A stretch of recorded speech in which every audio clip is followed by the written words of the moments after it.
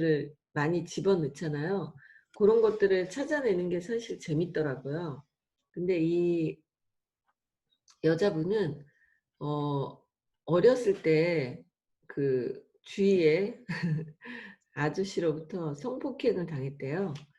그래서 그게 평생 그 상처가 됐나 봐요. 근데 지난번에 그 그림을 보면 그 유디트 그림이 굉장히 리얼하게 그려졌잖아요. 그런데 저 유디트의 얼굴을 자기를 성폭행한 그 남성분의 얼굴을 리얼하게 그려 놨어요. 그 전시를 딱 하러 했는데 그 주변 사람들 동네 사람들은 누군지 다 아는 거죠.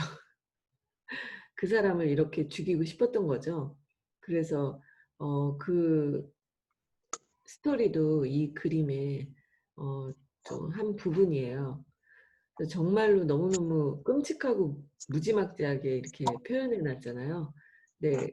그 남자의 얼굴이 그 사람이래요. 예. 그래서 지금 이제 바로크 미술을 하는데 바로크 미술이 사실 그때부터 인제 많은 화가들이 폭넓게 나왔기 때문에 많아요. 그래서 이제 저희가 렘브란트 오늘 렘브란트의 인제 그림에 대해서 자세히 이야기할 텐데 렘브란트라는 화가는 인제 빛의 화가 그리고 바로크의 상징인 그 바로크는 빛이라는 거를 처음으로 그림에 쏟아부은 그런 양식인데 그 빛의 투영을 정말 표현을 잘한 그 빛의 화가로서 엄청 유명하죠. 근데 이 렘브란트는 또 하나의 유명한 게 뭐냐면 그 자화상을 가장 많이 그린 화가예요. 이분의 자화상 자기 어렸을 때서부터 이제 죽기 직전까지 굉장히 많은 자화상을 그렸는데 그 자화상을 보면 그 사람의 내면의 느낌과 감정을 얼굴 표정에서 리얼하게 표현한 그런 화가거든요.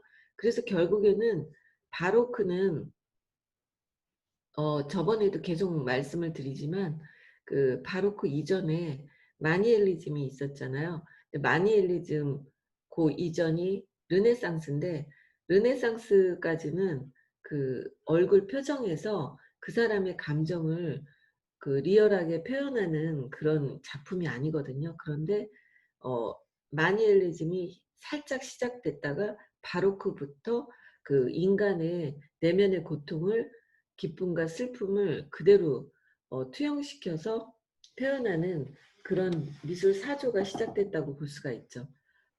지금 이 사진은 이분이 가장 전성기 때 시절의 자화상이에요. 그래서 이렇게 이 그림을 보면 지그시 쳐다보고 있는데 뭔가 이렇게 난간에 팔을 이렇게 기대고 딱 있는 그 자세가 뭔가 자신감이 있고 '나는 다 알고 있어. 세상을 살아가는 방법을 알지.'라는 그런 어떤 뭔가 성공한 사람 그런 사람의 여유로운 그 눈빛과 뭔가 스캔을 상대방을 보면서 간파를 하는 그런 느낌이 좀 들지 않나요? 예. 그래서 이 그림까지가 자화상에서 이 사람의 가장 그 점점 청년기부터 조금 성공한 자의 표정이 나와요. 근데 이 그림이 정점을 이루죠. 이 이후에 이 사람은 굉장히 어려운 일을 겪게 돼요. 이 렘블란트는 네덜란드 화가잖아요. 그런데 그 젊었을 때 20 대에 아주 유명인이 됐고요. 그 유명인이 되게 된 그림 하나가 이거거든요. 해부학이라는 이 해부학 강이라는 그림인데 이 그림은 이 렘블란트 젊은 렘블란트한테 부와 명예를 다 안겨준 그런 엄청난 작품이에요. 사실은 인제 바로크 전에는 귀족이나 아니면 성서 이야기, 신화 이야기, 유명인 그런 사람들만 그림의 대상이었는데 바로크에서부터 그 일반인이 등장하게 되죠. 근데 인제 어 네덜란드에는 어떤 일이 생겼냐면, 사실 그 유럽에서 남쪽에 있는 이탈리아, 스페인 그쪽에서 인제 모든 문명이 발전을 하게 됐죠, 로마에서. 그래서 로마에서 엄청난 그 인류의 문명이 발달하고 그리고 부를 이루었죠. 그러면서 로마 제국이 2000년 동안 이제 건설을 했는데, 그게 어디로 넘어가냐면 네덜란드로 넘어가요. 그러면서 네덜란드에는 왜 그런 일이 생겼냐면, 네덜란드에 엄청난 그 무역이 발달하게 되죠. 그 바다를 끼고. 그러면서 네덜란드가 굉장히 급부상하게 돼요. 지금도 그 현대 미술이라든지 모더니즘이 가장 발달한 곳을 네덜란드라고 그 예술계에서는 이야기하거든요. 그래서 네덜란드에서 어 길드라는 그 제도가 있었잖아요. 상인들. 그런 것들이 발달하고 하면서 과학이라는 거는 경제 발달과 같이 맞물리죠. 그래서 그 네덜란드의 의사협회가 발달을 하게 됩니다. 그러면서 그 의사협회의 한 분인 퀼트 박사가 의뢰를 해요. 이 해부학 강이라는 그림을 그 의뢰를 하는데, 이 그림을 너무 기가 막히게 그린 거예요. 여기에서 보면 이 한 사람 한 사람의 그 표정이 다 살아있는 거예요. 그리고 실제 그 당시에 이 그 그림의 주인공들이 얼굴이 똑같은 거예요. 너무너무 잘 그린 거예요. 그리고 이렇게 햇빛이 그 불빛이 딱 비쳐서 해부학하는 그 포인트로 딱 몰입이 되게끔 뒤에는 다 검은색으로 하면서 어 이 사람의 특별한 스타일의 사진을 마치 찍은 스냅 사진을 찍은 리얼리티한 이 그림에 사람들이 엄청나게 놀라게 되죠. 그러면서 어떻게 됐냐면, 그 상인들과 그 시대의 일반인에서 신흥 부자들이 나왔죠. 그 사람들이 이 단체 말하자면 단체 사진을 다 의뢰하는 거죠. 그 인제 사진 대신에 어 그림을 그렸잖아요, 그 시대는. 그래서 너무나 많은 돈을 벌게 돼요. 그리고 이 사람이 많이 들어간 큰 그림을 그리다 보면 더욱더 돈을 많이 벌게 되겠죠. 그리고 렘블란트는 빠른 시일 내에 그림을 그렸기 때문에 그야말로 그 네덜란드에서 명성을 갖게 되고 엄청나게 밀려드는 그 의뢰의 그림들을 맞이하게 되죠. 그리고 이 사람이 그 지적이고 부자인 부인을 두게 돼요. 그래서 정말 행복한 젊은 화가로서 인정받고 엄청나게 부자가 돼요. 근데 이분이, 그러니까 젊었을 때 거기서도 또 보이잖아요. 젊었을 때 너무 성공을 하면 꼭 문제가 또 생기죠. 근데 이 단체를 나타낸 그림 때문에 부를 거머쥐게 되고, 또 하나의 그림 때문에 쫄딱 망하게 돼요. 그래서 그 망하기 직전에 아까 그 초상화가 그 얼굴이고요. 그다음부터의 초상화에서는 이 사람의 고민과 그늘이 보여요. 그러다가 나중에 60 대까지가 마지막으로 보였는데, 점점 정말 불쌍하게 되다가 나중에는 그 빈민굴에서 소리 없이 죽었어요, 굉장히 불쌍하게. 근데 그 이 사람에게 그 군인들 있죠. 군인들의 단체 기록 그 그림을 의뢰를 받는데, 그 그림을 정말 잘 그렸거든요. 지금은 이제 그 그림이 예술 가치가 큰 그림인데, 그 그림에서 이분이 가운데 있는 이렇게 조명을 받는 가운데 있는 한 사람은 굉장히 리얼리티하게 그리면서 주변에 그 몇십 명을 그린 거니까 주변은 점차적으로 그냥 시커멓게 그렸거든요. 그랬더니 어떻게 됐냐면, 그 주변에 있는 사람들이 기분이 나쁘죠. 우리가 말하자면은 단체 사진을 찍었는데, 우리 그룹에서 단체 사진 찍었는데 어 한 사람만, 인다 사장님만 굉장히 예쁘게 사진이 가운데에 나오고, 나머지 사람들은 다 뒤에 그냥 흐릿하게 나오고, 그리고 뽀샵 처리가 인다 사장님만 돼 있어요. 그러면 어떻겠어요? 그 그림 걸고 싶 그 사진을 사무실에다가 제가 놓는 순간 제가 욕을 먹겠죠. 그 똑같은 상황이 벌어진 거예요. 그쵸? 그래서 그 나머지 사람들이 불평 불만이 많아지니까 가격도 제대로 받지도 못하고 엄청나게 불평 불만이 커지면서 "렘블란트한테 의뢰하지 마. 엉망으로 나를 뒤에 배경으로 넣을 수도 있어." 막 이렇게 소문이 나는 거죠. 그러다 보니까 정말로 하루아침에 이 사람의 인생이 어둡게 됐어요. 그랬는데 또 사랑하는 부인이 죽게 되고 아들들도 죽게 되죠.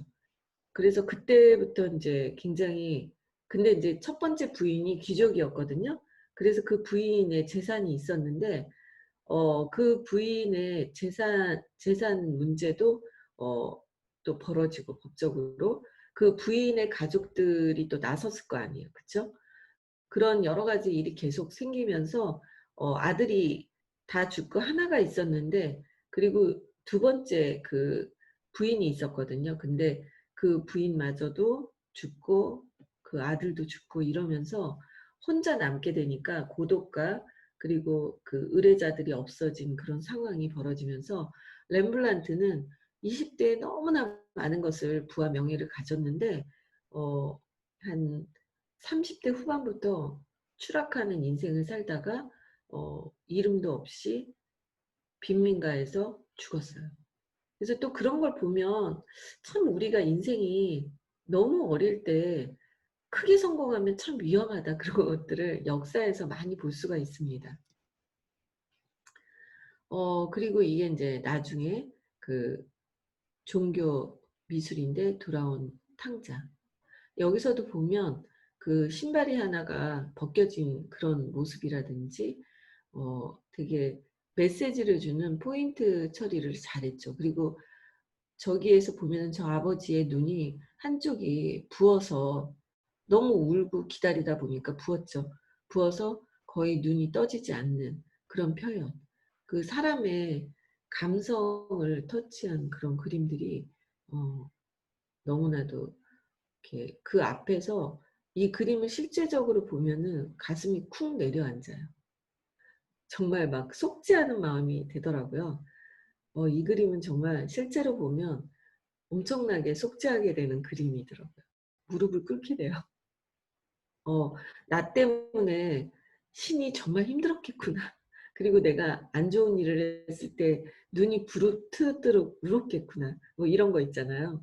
저는 또 캐토릭이고 하다 보니까 어 엄청나게 속죄하는 그런 투영이 되더라고요. 네. 그렇게 해서 이제 렘블란트는, 사실 기회가 된다면 렘블란트의 그 초상화를 일생의 초상화만 다 봐도 굉장히 많은 것들을 느낄 수가 있어요. 그리고 네덜란드에 쌍대 산맥을 이루었던 베르메르라는 작가가 있습니다. 이 그리 여기에 있는 그림도 초상화예요. 이 베르메르 또한 아주 특별한 화가인데, 이 이때가 다 17 세기잖아요. 1632 년에 태어나서 1675 년에 사망했는데 일찍 죽었어요. 그런데 작품을 많이 남기지 않았습니다. 고작 그 당시에는 사실 뭐 작품들이 굉장히 다작을 할 때였거든요, 모든 화가들이. 근데 이분은 32 점만 딱 남기고 사망하였습니다. 그리고 많은 것들을 알려지지 않았는데 딱 이 그림 때문에 이 화가는 유명해요. 이 그림 다 아시죠? 진주 귀걸이를 한 소녀. 근데 이 어 작가는 그 사실은 엄청나게 여자를 좋아했대요. 그래서 "너무 바람피다 일찍 죽었다." 뭐 이렇게 문헌은 있더라고요. 그래서 이 사람에 대한 그 자세한 이야기들은 많지 않지만, 그리고 이 사람의 그림이 알려진 지 얼마 안 됐어요. 전혀 묻혀 있던 작가였는데 1900 년대에 한 평론가가 이 그림을 알리면서 이 작가는 굉장히 최근에 유명해진 작가죠. 그리고 영화도 나왔고. 그래서 근데 이 그림을 보면요. 이 시대가 레오나르도 다빈치가 그 시대의 모든 스승인 거예요. 그래서 그림을 그리려면 레오나르도 다빈치나 미켈란젤로를 공부하기 위해서 이태리를 갔다 와라가 충고였어요. 그림을 그리는 사람에게는. 그러던 시절이기 때문에 모나리자라든지 그런 표현법이라든지 그런 것들은 많은 바로크 화가들에게도 영향을 미쳤습니다. 그런데 이 그림은 모나리자와 비교를 많이 하게 되죠. 모나리자도 모나리자의 미소 때문에 유명하잖아요. 근데 모나리자에서 레오나르도 다빈치가 최초로 한 어떤 기법이 있죠. 그것을 스포미토 기법이라고 하는데 약간 뿌옇게 처리하는 그런 처리 기법이에요. 그런데 그 기법이 이 그림에도 똑같이 들어 있고요. 그리고 모나리자에서 눈썹이 없죠. 이 그림에도 눈썹이 없어요. 그리고 이 사람 그림에서 되게 중요한 거는 빛이 딱 비치는 것처럼 반짝 빛나는 것을 입가에 하얀색을 탁 찍었고요. 그리고 진주 귀고리에 하얀색이 딱 들어갔거든요. 그래서 이 사람의 그림의 마지막에 반짝 빛나는 그 부분을 점 찍듯이 두 군데 정도 딱 항상 그림에 있어요. 근데 두 개의 포인트로 빛이 반사되는 것을 느끼게 되죠. 눈에도 약간 있죠. 눈동자에도. 그래서 그다음에 인제 모나리자와 또 이 그림의 공통점 중에 하나는 입이라든지 눈, 코, 입 그린 거에 선이 전혀 보이지 않습니다. 면 처리로 돼 있죠. 그러니까 스케치를 한 선이 보이지 않고요. 면으로서 입가는 특히 모나리자의 입이나 이 진주 귀고리를 한 소녀의 입을 보시면 입의 스케치가 정확하지 않고 색 처리로 명암으로써만 모호하게 돼 있죠. 그랬는데 어때요? 엄청 매력적이죠. 입가가. 그리고 미소를 띠게 되죠. 그래서 어 입가에 선 처리가 보이지 않으면 더 신비하게 보이는 그런 필링을 그림에서 보여주죠. 그런 걸 보면서 또 철학자들이 많은 글을 썼어요. 뭐든지 정확하게 표현하지 않는 게 그 사람에게는 더욱더 매력을 준다. 그렇죠? 우리가 어떤 것도 설명을 너무 많이 해 버리면 뭔가 쫄리나? 그런 느낌이 있죠. 제가 말씀드렸잖아요. 제가 인제 에이즈락 부스트를 제 친한 동생에게 어 표현을 해 주러 갔는데 제가 별로 설명을 안 하고 그냥 무조건 "내가 해줄 것도 없고 네가 혼자서 그냥 한쪽을 위를 향해서 문질러." 그리고 제가 던져 줬어요. 아무 설명도 안 했어요. 그랬더니 그 동생의 남편이 뭐라고 하냐면 되게 똑똑하거든요, 사업을 하는 친구라. 저한테 하는 말이 "누나 이번 물건은 정말 대단한 건가 보지?" 그러는 거예요. 그래서 "왜?" 그랬더니 "설명을 안 하네." 이러는 거예요. 제가 루미스파도 설명했었고 갈바닉도 설명했었는데 에이즈락 부스트를 설명을 한 개도 안 하고 "그냥 써 봐." 그렇게만 했거든요. 그랬더니 예리한 사업가인 동생이 저보고 "이 물건은 누스킨에서 나온 거 중에서 특별한가 보지? 그리고 진짜 자신 있나 봐?" 하고 말하는 거예요. 그래서 제가 그때 또 느꼈어요. '내가 너무 많은 설명을 하면 쫄리는 걸로 보이는구나.' 역시 사업 설명을 하든 뭘 하든 아주 간략하게 짧게 얘기해야지 너무 길게 얘기할수록 뭔가 약점이 있어 보이는 걸로 보이는구나라는 생각했거든요. 그런데 그림도 마찬가지예요. 너무 어 자세하게 설명하려고 기법을 하다가 보면 그림이 유치해지거든요. 선으로만 보이는 그림이 뭘까요? 애니메이션. 그쵸? 선이 많이 보일수록 그림에는 깊이가 떨어지죠. 그런데 그림에서 면이 보이면 보일수록 깊이가 더 깊어 보이죠. 그래서 바로크는 선이 보이지 않는 기법을 다들 시작하게 된 최초거든요. 마니엘리즘까지는 선이 보이죠. 그런데 바로크의 그림부터는 면으로 보이고 색으로 보이기 때문에 그림들이 더 깊어진 느낌을 주게 되죠.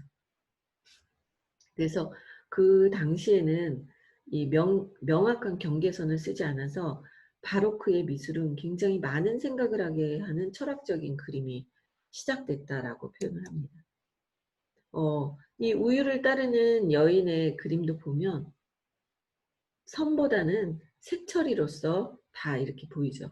근데 여기에서 그 일상, 이 사람은 그 소소한 일상의 생활을 대부분 그림으로 표현했는데 노란색의 윗도리와 빨간색의 치마와 파란색의 앞치마를 두르게 해서 생동감 있게 색처리로서 그림을 표현했는데 이 사람의 그림을 보면 푸른색이 거의 꼭 있어요. 근데 이 푸른색이 정말 예쁘잖아요. 앞에 있던 그 진주귀 고리를 한 소녀에도 푸른 띠가 이렇게 있었죠. 근데 이 색깔 이름이 울트라마린색이거든요. 그 컬러의 이름이 있잖아요. 블루의 종류도 20가지가 넘는데 요런 색을 울트라마린 색이라고 하는데 정말 색이 고급져요. 그래서 어떤 그 앤틱의 접시나 이런 거 보면 이 울트라마린 색의 접시의 문양이 많지 않나요? 예. 유럽에서 굉장히 선호했던 그 컬러예요. 그래서 이 그림에도 굉장히 많은 이야기가 있는데 저 뒤에 있는 네모난 거가 어 네덜란드 미술관 그 협회에서 엑스레이로 투영을 해 봤더니 저기에 원래 빨래 가방이 있었다는 거예요. 근데 이 화가가 다시 그림을 지우고 거기에다가 그 어떤 네모난 거를 그렸잖아요. 근데 저게 뭐냐면 그 시대에 엄청 유명했던 발난로예요. 발. 발을 그 위에다가 얹어 놓으면 네덜란드가 북쪽에 있어서 굉장히 춥죠. 그래서 여자들이 이렇게 일하면서 또 하인들이 발을 거기다 한 번씩 올려 놓고 그 밑 속에는 석탄을 집어넣었던 그런 그건데 저거를 얼마나 갖고 싶었겠어요, 부엌에서 여자들이. 추우니까. 그래서 그 물건의 상징은 사랑이래요. 그건 그 물건의 상징이 여자들이 그 사랑을 상징했대요. 풋 워머라고 하는데 그 기계를. 근데 그거는 여자들이 갈망하는 사랑을 의미하는 물건이래요. 그래서 이 그림에도 보면은 아련하게 또 러브러브가 보이는 거죠. 그래서 이 사람은 뭔가 새끼가 있다. 이 작가는 모든 그림에 그런 메시지가 있다. 그런 게 또 평론가들의 이야기거든요. 그리고 사실은 이 그림을 실제로 보면서 저 뒤에 자세히 보면은 그 푸더모 뒤에 파란색 조그만 뭐 문양이 있죠. 그게 타이루거든요. 타이루인데 거기에도 보면은 큐피트의 화살 그 문양이에요. 그래서 이 여자는 사랑하는 사람을 갈망하면서 우유를 따르고 있다. 이런 그 평론을 합니다. 그래서 어떻게 보면은 그 이 이 그림들은 다 19세기에 와서 200년 만에 대중에게 알려진 그런 작가라고 보이고요. 엄청 질감이 섬세하게 표현하는 소소한 일상. 그래서 이 사람의 그림은 인상파의 화가들에게 많은 영향을 미쳤습니다. 인상파의 그림은 이제 색깔이 중요한 그림이죠. 이 분의 그림에는 색이 보이기 때문이죠. 오늘 그 베르메르까지 했는데 끝났네요. 다음 주는 벨라스케스를 할게요. 벨라스케스도 할 얘기가 굉장히 많은 작가죠. 바로크에는 작가가 많고요. 그리고 사실은 한 달을 걸려도 다 못 끝나요. 그렇지만 우리가 엄청 압축해서 해도 이렇게밖에 진도가 안 나가네요. 그래서 다시 우리가 또 바로크를 정리를 계속하지만, 바로크가 의미하는 그 세련미와 그리고 지적인 느낌, 그리고 바로크에서 그 내면의 인간의 감정을 표현하는 그런 그림들이 나왔고, 어 바로크의 그 평론가나 철학가들도 많은 것들을 그 이야기하거든요. 근데 이 바로크에서 주는 또 그 멋진 의미들은 바로크가 다 끝난 다음에 르네상스와 비교 분석해서 또 알려드릴게요. 바로크의 17세기에서 일어난 그 상업의 발달과 과학의 발달, 그런 것들이 그 바로크를 더 지적으로 만든 그런 요인이 됐다고 봅니다. 우리가 처음에는 이태리에서 문명이 발달하다가 그것이 네덜란드로 가죠. 그래서 네덜란드, 벨기에, 독일 이렇게 하다가 그것이 어디로 가냐면 프랑스와 영국으로 가죠. 그래서 그 시대에 어떤 사건이 또 영국에선 벌어지냐면, 그 여러분들 너무 많이 알고 있는 바람둥이의 왕 누구죠? 영국에 헨리 8세가 있죠. 헨리 8세가 6명의 그 부인 이야기는 유명하잖아요. 그게 다 이렇게 이어지는 그 시대예요. 그래서 그 헨리 8세가 천일의 앤이라는 그 앤 많이 아시죠? 단두대에서 그 부인의 목을 자른, 그리고 캐토릭을 어 없애고 성공회라는 종교를 만들고 자기 이혼하기 위해서 그렇게 한 거죠. 그래서 첫 번째 부인인 캐서린을 유배시키고, 그런 많은 그 시대에 또 캐서린은 그 함부르크가의 스페인의 공주죠. 그런 게 그 시대에 다 이렇게 맞물려 있는데, 정말 그 인간의 많은 것들을 보는 재밌는 그 유럽의 스토리인 것 같습니다. 여러분들 오늘도 재밌으셨으면 정말 좋겠습니다.